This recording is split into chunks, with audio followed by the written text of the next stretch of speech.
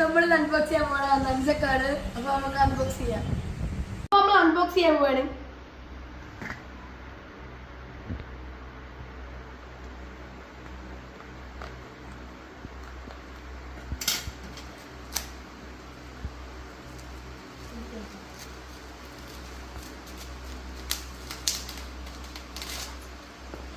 Bubble കവറിലൊക്കെ ആയിട്ടാണ് നമ്മൾ നെഞ്ചൊക്കെ വന്നേക്കുന്നത്. ഇതാണ് എന്താ നമ്മളെ നെഞ്ചക്ക്.